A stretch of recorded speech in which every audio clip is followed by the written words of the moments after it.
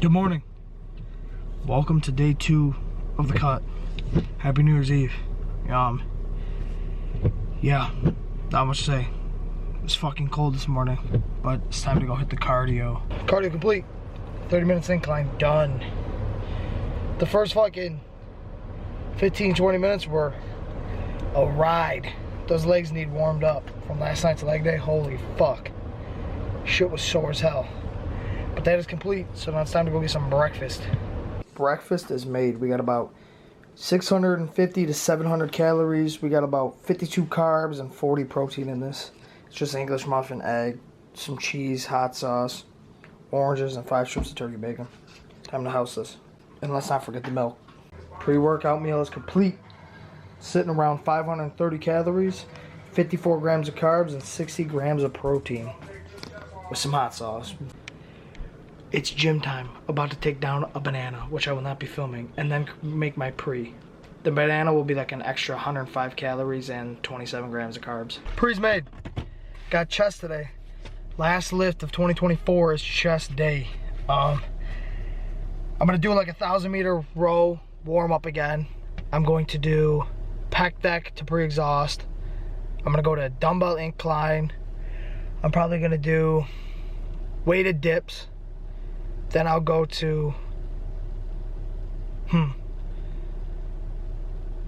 I'll go to like a pin loaded press. And then I'm gonna do like V-bar extensions. And then 10 to 15 minutes Stairmaster. So three chest movements, 2 triceps. Dips would be considered a chest movement, I guess. It could be considered a chest or a tricep, but I do it more tricep focused. So time to hit the gym, let's go. So we fast forwarded a lot. This is dinner. Same thing as last night pretty much. It's just steak, pita, cheese, fucking lettuce, onion, pepper. The calories on it is about 700 calories, about 25 carbs, and 25 protein. But, like, I didn't track the cheese, to be honest, because it's from the Amish, so I don't really, like, know the exact fucking calories on it, so I'm just not even going to sweat that. And, yeah, about to muck this down. All in all, it was a pretty good lift. Even though I skipped, I just got in the car and fucking started driving. So, skip forward, about to destroy this.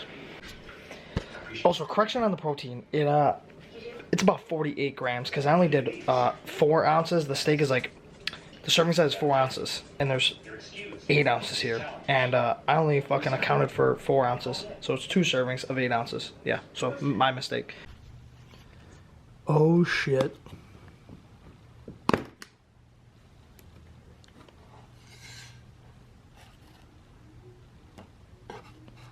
Oh shit. New Year's Eve, I think it's time for one. Look at those beauties. Come on, paper, get the fuck out of the way. Check those beauties out. Kidding me? Here's a skill that I think is extremely beneficial that people don't really talk about too much. I think the skill of learning to be able to spend time with yourself is something that's extremely valuable and that isn't talked about a lot. And I'm not like talking about like on a relationship level and like that is a grand, that's on a macro scale. I'm talking about on a micro scale of like tonight. It's New Year's Eve. I'm in the garage by myself and like that doesn't bother me that much. At one point in my life, yes, that bothered me. Like I needed to be around friends, or I needed to be around family, because I didn't have the skill of just like being able to enjoy my own company. There's an old quote that I read one time that basically said, if you are bored when you are by yourself, you are just in bad company. You should be able to be completely fine just spending time by yourself. And I find that a lot of people are not capable of that nowadays. And granted, like, yes, I have a girlfriend, I have family, I have friends, I have that. But it's nights like this where I'm able to just enjoy my night. I don't have FOMO. The weekends roll around and say those people are busy and I'm forced to spend time by myself, I'm not a wreck. I'm not worried about what I'm missing out on, and I'm not you know, like just sitting scrolling my phone and not getting shit done because I'm just, you know, the quote or the acronym FOMO, fear of missing out. I just don't suffer from that anymore because I'm happy with who I am and I'm happy with what's going on up here to an extent. I mean, obviously you should never be fully happy. You should be constantly trying to progress and do better by yourself, or do better for yourself rather. And I certainly think it's a skill that can be trained. I think you can learn this skill. I don't think you're born with this. I think it's developed over time. And people that don't take the time to develop it will obviously never develop it. And it takes great intention to develop it. It takes missing out on things. It takes, you know, sharpening the saw from 7 Habits, you know, the 7th habit. And sharpening the saw, the 7th habit, makes all the other habits possible. But it's definitely a skill that can be obtained. And granted, contrary to what I said, was there are people that are born with it. There are people that don't care, that are just easily, you know, able to sit by themselves and not need to constantly go out or need people around them to make them feel happy or make them feel like they're not missing out. I just think for anybody, but specifically young men, you need to be able to just chill by yourself. And I'm a young man, I'm only 22 years old. I'm to the point now where I intentionally have time alone, like once, twice a week. I try to set aside a couple hours a day and just spend the evening alone. And that's not just spent like sitting scrolling my phone or playing video games. It's spent reading, writing. It's spent, I mean, even just sitting there thinking, as boring as it may seem. Not that taking in content or taking in, you know, some sort of media is bad. Like, oftentimes I'll watch YouTube. Like right now, there's a fucking laptop behind you with YouTube on it, and I'm just like smoking a cigar watching YouTube. That's not bad. But I'm completely at peace right now, just being able to sit here. And I think a lot of people could benefit a lot from that. Because when you have truly big goals in mind, there's going to be a lot of time spent alone. And that's just like a fact about it.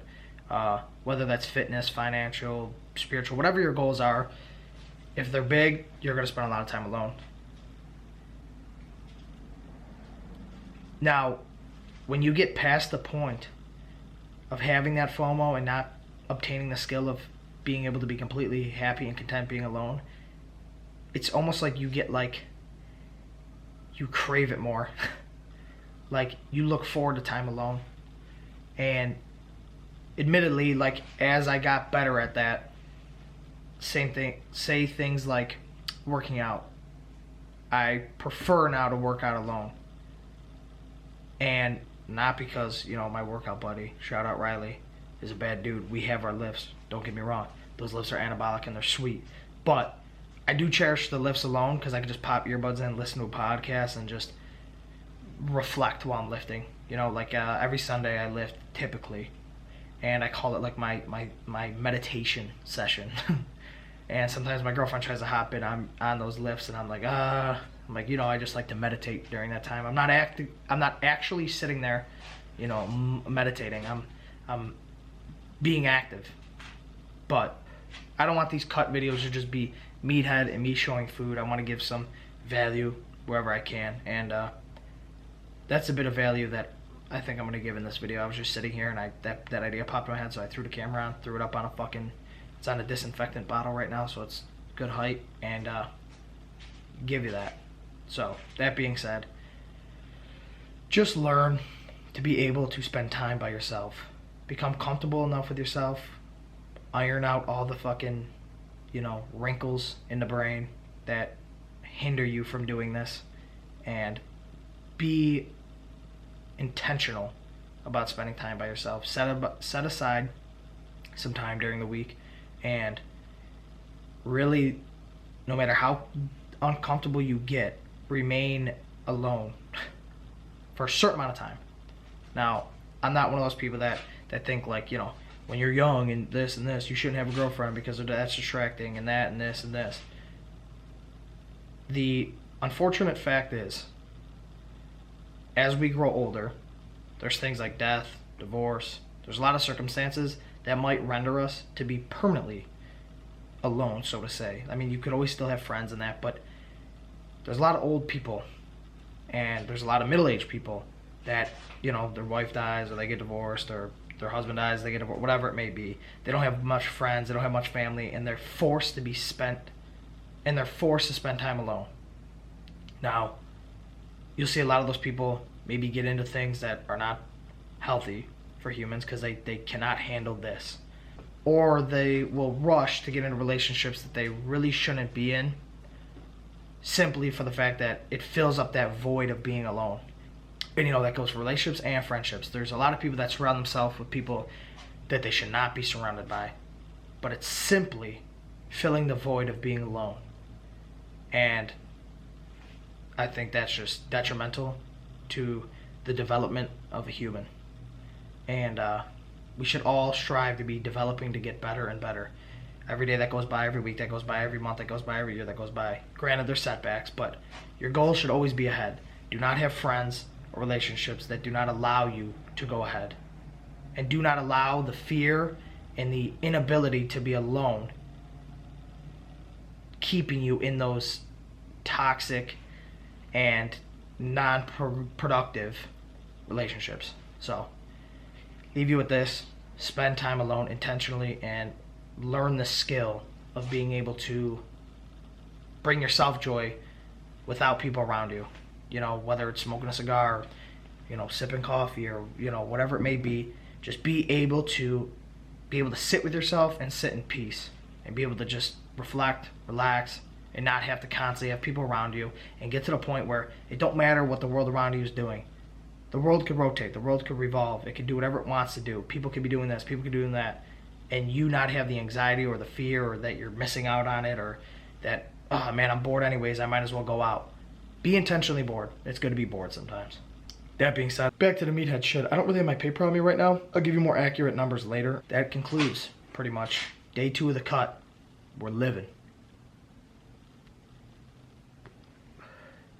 Alright, I'm gonna get back to being alone. Right now that I'm inside, I got the exact numbers. I'm at 2,045 calories, 158 carb, and 148 protein. I really like to up the protein and the calories, potentially. Like, I'd like to be sitting at like 170 protein and about like 2,500 to 2,700 calories. But we'll see where I'm at the end of the week. If I'm losing like too much weight, I'm gonna up the calories. But if I'm like if I lose a decent amount where I'm happy with it and it's not too much, I'll keep it where it's at. We'll just keep adjusting and see in due time. But I think that wraps up day 2 of the cut. So yeah, I'll see you guys tomorrow.